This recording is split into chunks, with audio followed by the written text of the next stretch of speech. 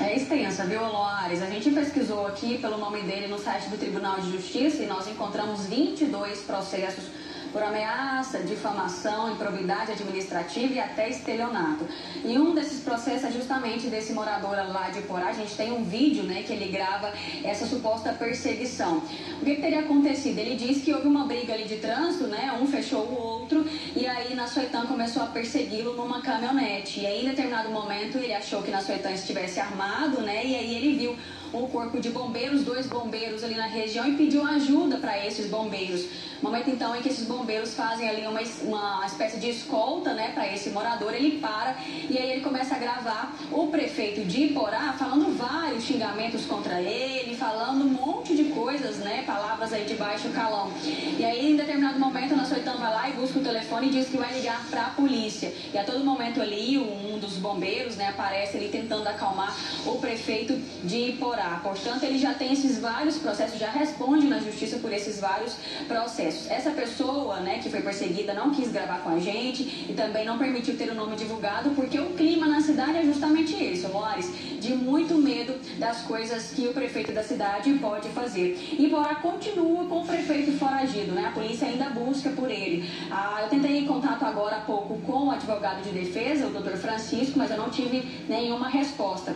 Também entrei em contato com o delegado que está à frente dessas investigações, inclusive encabeçou aí nessa força-tarefa para tentar encontrar o prefeito. Ele me disse que há sim, de fato, uma negociação, uma conversa, tratativas aí com a defesa de Nassoitã para que ele se renda de forma espontânea aqui em Goiânia. Ele não me precisou quando isso pode acontecer, mas ele disse que sim, que está com essas negociações bastante adiantadas para que Nassoitã se entregue de forma espontânea, apesar de que a defesa dele, né, ingressou aí com 2 pedidos de habeas corpus, tanto na Justiça Goiana quanto na Justiça de Iporá. Então a defesa tenta derrubar esse mandado de prisão preventiva, mas ao mesmo tempo negocia essa rendição do prefeito da cidade aqui em Goiânia. A gente lembra, né, que Nassoitã virou notícia depois que ele invadiu a casa da ex-companheira no último sábado, inclusive desde então ele está sendo procurado. Ele invadiu a casa da ex-companheira e disparou 17 vezes, né? Os tiros atingiram ali as portas da casa, destruiu vidros e até a cama onde a ex-mulher dormia com o atual namorado. E por pouco, porque eles se esconderam ali atrás da parede, eles não foram atingidos, ninguém ficou ferido. Depois, Nassoitã apareceu inclusive nas imagens do circuito de segurança no hotel onde ele estava morando, já que a casa dele na fazenda está em reforma, colocando 2 pistolas e 2 carregadores ali sobre o balcão. A gente não sabe direito o que ele fez, né, o que ele estava tentando fazer ali, mas de fato depois ele recolhe todo esse material e coloca dentro de uma bolsa e sai em um outro veículo.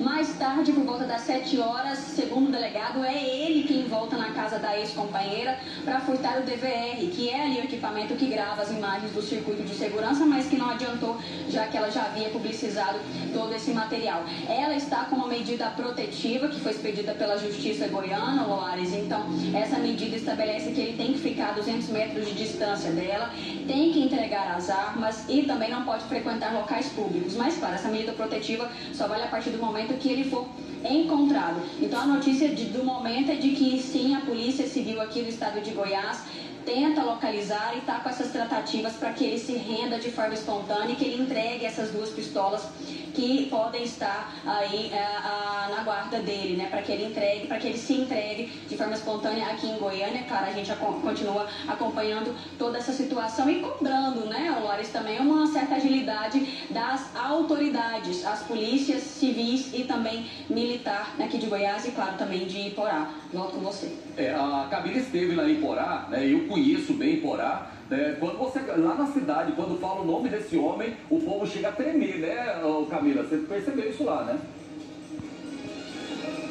Com certeza, comerciantes, moradores, né, muitos inclusive vêm até a gente relatar situações que eles já passaram.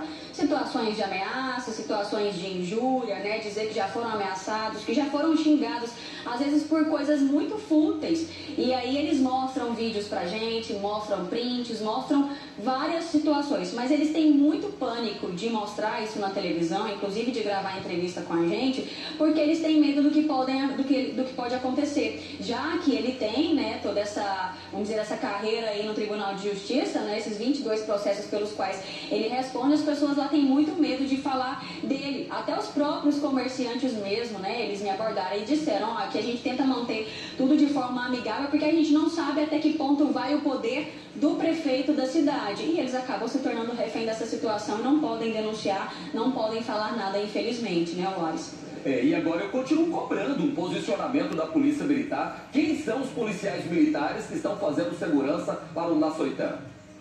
Camila escutou, Camila esteve lá, a gente tem nome, não vou expor agora o nome do policial, mas eu queria que um comando, a corporação, identificasse quem é que está ajudando a esconder o Nassoitã. Todo mundo dentro da polícia sabe quem é que faz segurança para o Nassoitã.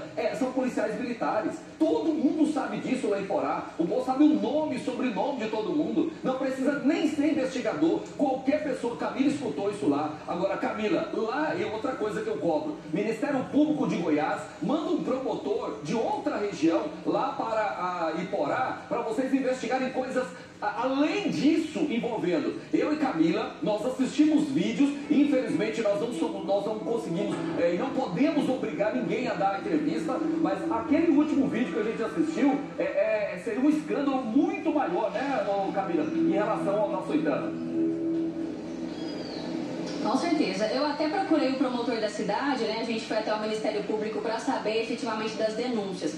Porque a gente também, como jornalista, precisa ser prudente, né, Lares? Estamos sendo, inclusive, de relatar para a população aquilo que a gente consegue ter provas e que um órgão oficial, uma fonte oficial, pode dizer para a gente. E a gente, eu lá na cidade, né, conversando com os comerciantes, colhendo todas essas informações que eu acabei obtendo ali, eu procurei o Ministério Público, né, mas o promotor não recebeu a gente, disse que estava numa agenda fora e não recebeu.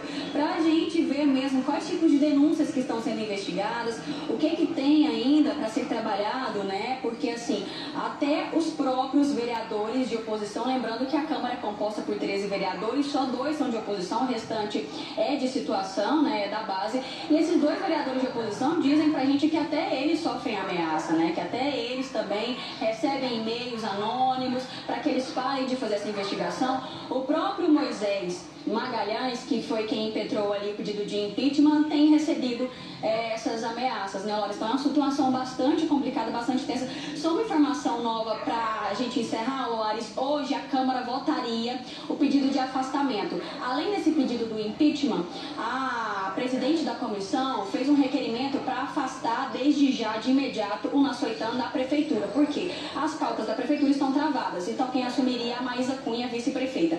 Mas o presidente da casa, que é o Didi Cunha, ele preferiu arquivar esse processo, arquivar esse requerimento, porque ele disse que é inconstitucional. Lembrando que esse vereador é da base aliada do prefeito. Volto com você, Lares. Obrigado, Camila, trazendo a informação. Isso lembra muito o caso do ex-prefeito de Anicuns, o Chico Buzina. Você lembra desse caso? Foi lá em 98, né? Ele foi condenado, ele e os irmãos, condenados por matar o ex-vice-prefeito de Anicuns, o Paulo Alexandre de Almeida Brito. Foi morto aqui próximo ao Lago das Rosas, em Goiânia, né? Então, a família Buzina era temida lá em Anicuns e foi preciso, né, levar delegado de fora, juiz de fora, promotor de fora, para conduzir a investigação. Quando puxaram o novelo, até gente queimada em forno, né? Em forno, descobriu lá. Ou seja, a família Buzina, que era temida lá em Anicuns, inclusive o Chico Buzina, que morreu há algum tempo aí, ele foi condenado, né? Os irmãos também envolvidos na história. Esse caso lá do Nassoitã lembra muito esses caciques que ainda existem em cidades do interior. Quando eu falei do caso lá do que a gente tem, eu e Camila, nós temos várias provas, porém as pessoas alegam, mas não divulgam por enquanto, porque isso pode significar morte para algumas pessoas lá da cidade de Iporá. Então é isso que a gente precisa, que o Ministério Público e que a polícia entre fundo nessa história, inclusive envolvendo menores de idade. Então atenção, fica aí, o caso do ex-prefeito de Goiás, o Moadir Veloso, também foi um outro caso que chamou a atenção. Ele era temido na cidade de Goiás e quando descobriu que ele abusava de menores, que ele foi condenado inclusive por isso, então quer dizer, parece aquele negócio que vai puxando ali a ponta do novelo e vão chegar a escândalo muito maior mesmo quando a caixinha se abre para as investigações. Vem comigo aqui no Balanço.